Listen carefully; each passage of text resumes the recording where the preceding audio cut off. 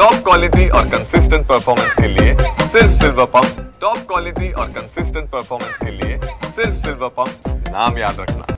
आता जो ड्रेस कोडचा निर्णय विश्वासांनी मंजूर केला आहे त्यामध्ये गावकऱ्यांना विश्वासात घेतलेला नाहीये।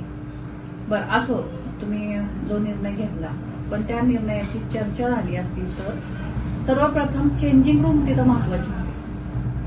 चर्चेतून हा विषय निघला असता, एखादा भाविक आला त्यांनी तो ड्रेस कोड घातलेला नसेल, मग आपण त्याला चेंज करण्यासाठी त्याला तर चेंजिंग रूम तर असावी ना। म्हणून मला असं वाटतं की जो काही निर्णय असतील खांदेकरी, मानकरी, गावकरी ह्या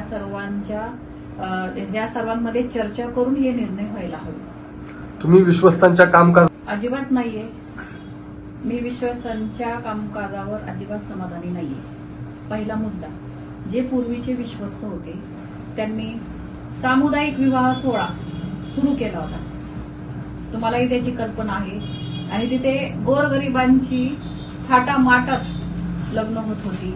त्यामध्ये बुद्ध धर्माचेही 2-3 दरवर्षी त्या विवाह सोहळ्यात लग्न होत होती। तर हा नंतर आपण लाडू प्रसाद विश्वासांनी चालू केला होता, तो लाडू प्रसाद बंद झालेला आहे। त्यानंतर आपण थाळी भाविकांसाठी सुरू केली होती, ती थाळी बंद केलेली आहे।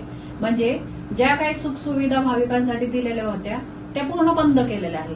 आणि ह्या 2 वर्षात तर मला नवीन योजना काही दिसतच नाहीये की भाविकांसाठी अजून नवीन तुम्ही त्यांच्या सोयीसाठी, सुखसुविधेसाठी काय केलं हे मला त्यांनी सांगावं। चांगलं आठवतं, कारण त्यावेळेस मी पदसिद्ध विश्वस्त होते।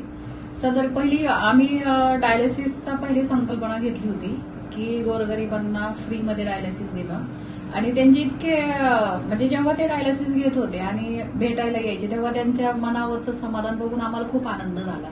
तीच संकल्पना घेऊन आम्ही असं ठरवलं की देवस्थानतर्फे की आपल्याला एक हॉस्पिटल हवंय, रुग्णालय, की त्याचा जेणेकरून गोरगरिबांनाच फायदा झाला पाहिजे। म्हणून आपण सदरील तेथील एक 57-58 गुंठे काहीतरी जागा आपण ती घेतली आणि त्याची मंजुरी धर्मादाय आयुक्त कार्यालयातूनही घेतली की डायलिसिस रुग्णालय करण्यासाठी।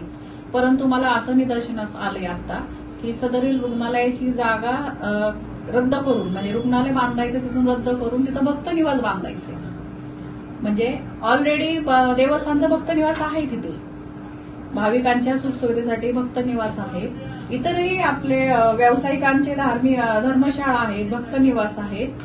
गोरगरिबांना सगळ्यात महत्वाची गरज काय आहे, त्यांना व्यवस्थित सुखसुविधा मिळणं, कमी खर्चात त्यांना जर रुग्णालयीन सेवा मिळत असेल तर हे चांगलंच आहे ना। आणि मला असं वाटतंय की जेजुरीतच नाही तर अख्ख्या तालुक्यात देवस्थानाचं असं काही रुग्णालय कमी सेवेत आहे असं मला काही निदर्शनास आलेलं नाहीये। आणि ह्याचं मी स्वतः वैयक्तिक पाठपुरावा करणार आहे आणि ह्याच्या संदर्भात पत्र धर्मादाय आयुक्तांना देणार आहे की सदरील हे भक्त निवास कॅन्सल करावं आणि तिथं रुग्णालय हेच गरिबांच्या सेवेसाठी करण्यात यावं। परवानगी दिली आणि जे काही खरेदी खत झालंय तिथं गोरगरिबांसाठी रुग्णालय हे नावानिशीच ती परवानगी मिळालेली आहे।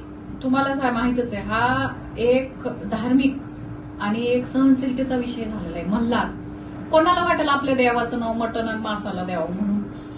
पहिली गोष्ट ह्यासाठी आम्ही पाठपुरावा करणारच की मल्हार हे नाव तुम्ही रद्द करा, आणि तुम्हाला मल्हार हे नाव द्यायचंच असेल तर चांगल्या योजनेला द्या। तुम्ही आता मला असं रेल्वे स्टेशनच्या तिथे असेल किंवा आम्ही जॉगिंग ट्रॅकला मल्हार नाव दिले, चांगल्या योजनेसाठी तुम्ही मल्हार नाव द्यावं ही माझी शासनाला विनंती आहे। कारण ह्याच्यातून असहिताच वाढणार आहे, रोष वाढणार आहे, आणि हा फक्त एका गावाचा विषय नाहीये जे मल्हार नाव द्यायचंय। तुम्ही एक गावाचा देव आहे ह्याच्याकडे बघू नका, कारण हा पूर्ण महाराष्ट्राचा कुलदैवत आहे। आणि हे मला असं वाटतं जे शासकीय अधिकारी आहेत तुमचेही कुलदैवत खंडोबाच असतील, म्हणून तुम्ही तुमच्या देवाचंच नाव मटण मासाला द्यायचं का याचा थोडा विचार करावा आणि फेरबदल त्यात करण्यात यावा।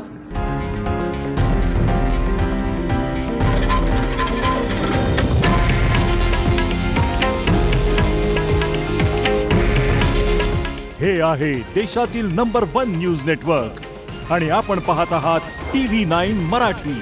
काळजी तुमची, हित महाराष्ट्राचं।